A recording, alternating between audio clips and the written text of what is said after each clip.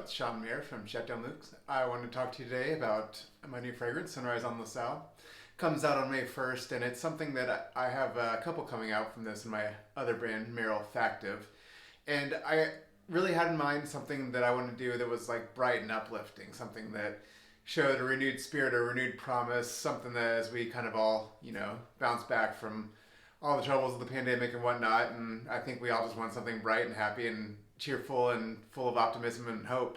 So this is one of the two I made that had the word sun in the title. This is Sunrise on LaSalle. It refers to a floral market that's on LaSalle Avenue here that is one of the oldest in the nation, and it serves florists all over. It's really big, and it's kind of cool. You can go in for holidays and get some freshly cut flowers, and it's kind of a little hidden gem, but it's also just the idea that everything about there smells obviously fresh and freshly cut flowers and water spraying on mist on the plants, and then people where there's just like home goods and stuff too, so it's kind of got that tea idea a little bit.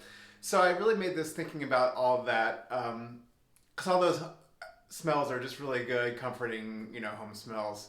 And so I thought it all came together with this idea that came from, first of all, from a pear accord. So I made a pear accord because I always love pears, one of my favorite fruits. But also I think it just really goes well with the geranium in here. The geranium is mostly just a South African geranium essential oil.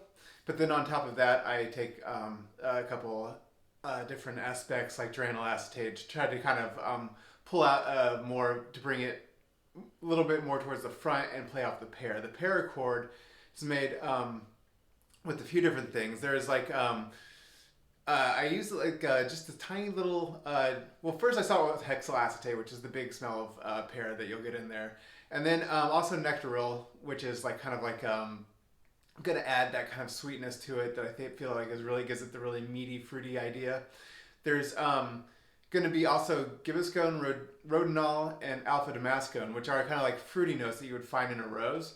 So I think those work well in the pear accord to bring out that kind of middle aspect of it, the kind of what you would get, that shimmery aspect, but also something that would help tie it into the geranium as well, since geranium and rose kind of share a little bit of characteristics there. There's a methyl salicylate, which I think also it adds a kind of.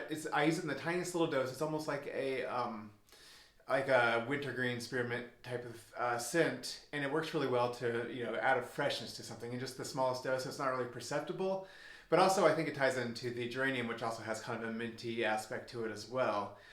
So all those kind of come together to form a big top note, and I think that the pear really helps give it, the pear and the geranium kind of come together and play off each other and fill each other in when they need it, whereas the geranium can be kind of a little bit kind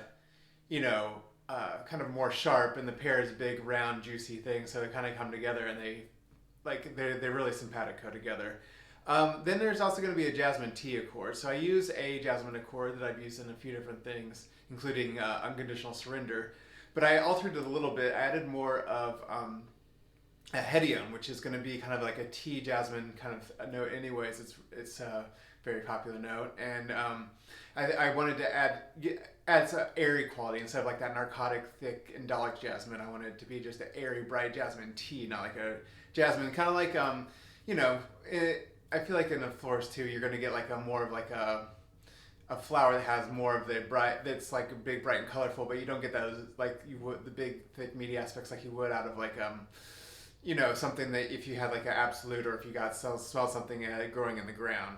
So also I use hinoki, which is that kind of like a Japanese cypress wood, and then also as well I got kind of and that pulls it into the Texas cedar I have in the base, but I also use linalool acetate, which is like a bergamot scent, and then also a little bit of veticone, which is like a grapefruit peel vetiver note.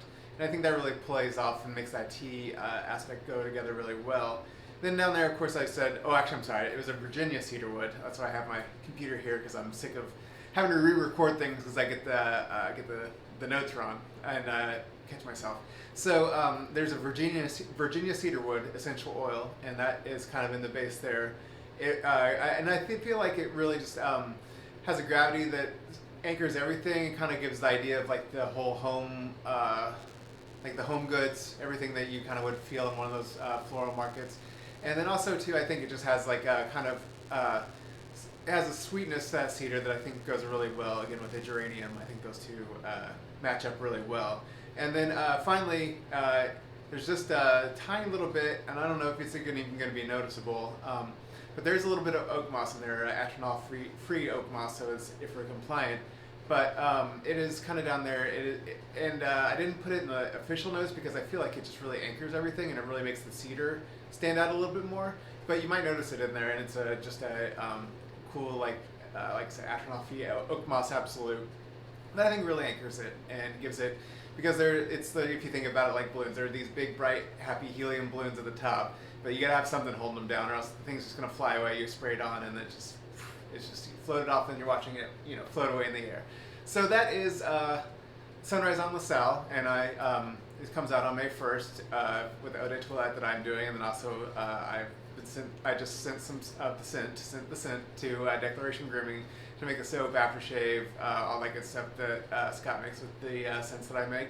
So all of that between Declaration Grooming and myself, we will be releasing those on May 1st, and I have still a few more like preview samples available from the test batch on the website. They're kind of I think they're pretty low, but so by the time you watch this, they might be gone. But fingers crossed, maybe you'll get some. But anyway, thanks for watching, and hope you enjoy Sunrise on LaSalle, and I will talk to you next time.